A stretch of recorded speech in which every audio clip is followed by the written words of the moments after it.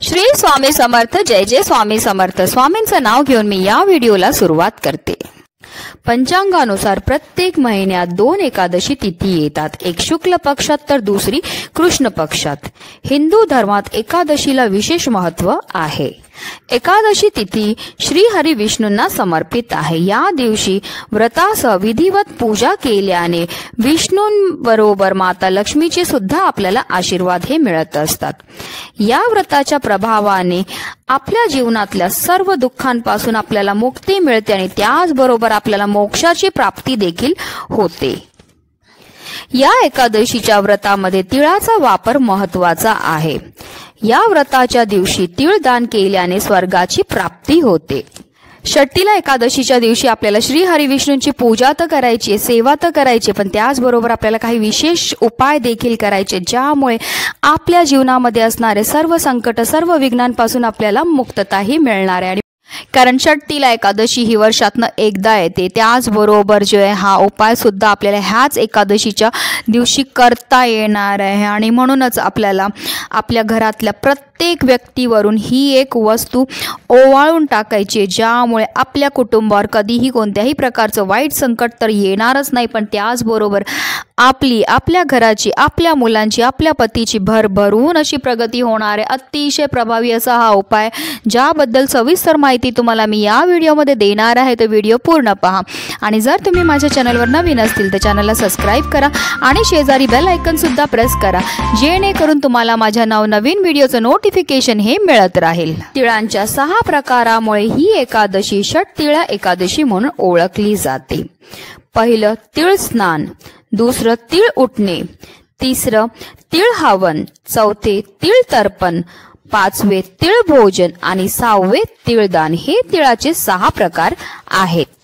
हे व्रत केल्यामुळे आपल्याकडनं कळत नकळत झालेल्या पापांपासून मुक्तता तर मिळतेच मिळते, पण त्याचबरोबर आपल्याला मोक्षाची प्राप्ती देखील होते. तर चला जाणून घेऊया षष्टीला एकादशीची पूजा विधी काय आहे. एकादशीचे व्रत विधीनुसार आपल्याला करायचे आहे. जर आपण षष्टीला एकादशीचा उपवास करणार असतील तर एकादशीच्या ब्रह्ममुहूर्तावर आपल्याला उठून आपलं घर स्वच्छ करायचं आहे आणि त्यानंतर आपल्याला स्नान करून देवी देवतांचे ध्यान करायचे आहे. यानंतर उपवासाचा आपल्याला संकल्प करायचा आहे. त्यानंतर आपली जी देवपूजा आहे ती केल्यानंतर आपल्याला श्री हरी विष्णूंची विधिविधानपूर्वक पूजा करायची आहे. षष्टीला एकादशीच्या दिवशी गरजूंना अन्नदान करण्याला सुद्धा खूपच महत्त्व आहे. पद्मपुराणानुसार जो भक्त खऱ्या मनाने षष्टीला एकादशीचे व्रत करतो त्याला मोक्ष मिळते. सर्व समस्यापासून त्याची मुक्तता होते. त्याच वेळी जे पुण्य कन्यादान, हजारो वर्षाची तपस्या, सुवर्णदान यांनी मिळते, तेच पुण्य षष्टीला एकादशीच्या व्रताने मिळते. या दिवशी पूजा केल्यानंतर षष्टीला एकादशीच्या व्रताची कथा अवश्य ऐकावी, तरच व्रताचे पूर्ण फळ मिळेल. अगदी तुमच्यापासून माझ्यापर्यंत प्रत्येक व्यक्ती खूप मेहनत करतो, खूप कष्ट करतो, पण काय होतं ना, बराचदा आपल्या घरामध्ये किंवा आपल्यामध्ये काही दोष असतात, त्यामुळे सुद्धा आपल्या जीवनामध्ये अनेक प्रकारचे समस्यांना आपल्याला सामोरं जावं लागतं. खूप मेहनत करतो, खूप कष्ट करतो, पण आपल्या कष्टाला आपल्या नशिबाची साथ मिळत नाही. घरामध्ये पैसा तर येतोय, पण आलेला पैसा आपल्या घरामध्ये स्थिर राहत नाही. त्याचबरोबर जर घरामध्ये वारंवार आजारपण येत असेल किंवा आपल्या घरामध्ये कटकटी होत असतील, भांडणं होत असतील, मुलांचं पटत नसेल किंवा नवरा बायकोचं पटत नसेल किंवा तुमच्या घरामध्ये मुलं असतील, छोटी मुलं असतील, तुम्ही बऱ्याचदा पाहिलेलं असेल की नजर लागल्यामुळे त्यांना ते आजारी पडतायत किंवा चिडचिड करतायत, तर अशा प्रकारच्या कोणत्याही समस्या जर तुमच्या जीवनामध्ये उद्भवत असतील तर हा जो उपाय आहे तो तुम्हाला आज संध्याकाळी करायचा आहे.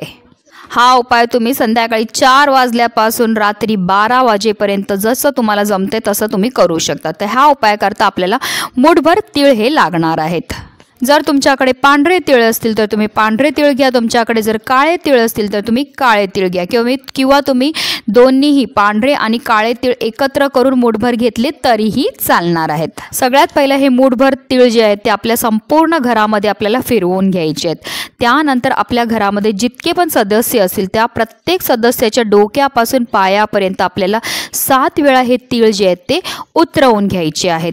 प्रत्येक सदस्याकरता वेगवेगळे तीळ घ्यायची गरज नाही आहे. हा एकमूठ तिळामध्येच आपल्याला प्रत्येकाच्या वरनं जे आहे ते 7 वेळा उतरवून हे घ्यायचे. त्यानंतर आपल्याला आपल्या मुख्य प्रवेशद्वाराच्या बाहेर जायचं आणि मुख्य प्रवेशद्वारावरनं सुद्धा आपल्याला 7 वेळा हे तीळ जे आहेत ते उतरवून घ्यायचे आहेत.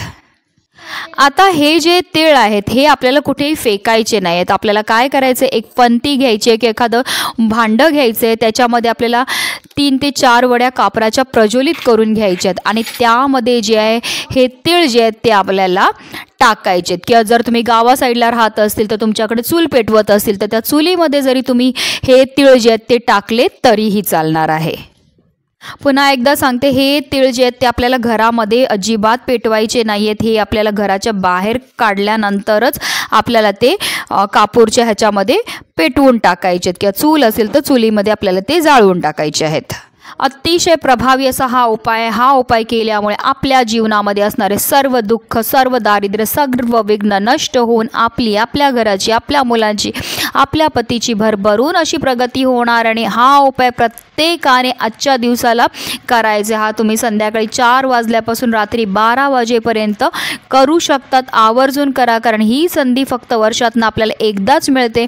त्याच्यामुळे कोणीही ही संधी चुकवू नका आणि म्हणूनच व्हिडिओ जास्तीत जास्त लोकांपर्यंत शेअर करा, जेणेकरून प्रत्येकाच्या आयुष्याचं कल्याण हो, हीच मनामध्ये इच्छा. श्री स्वामी समर्थ. जय जय स्वामी समर्थ.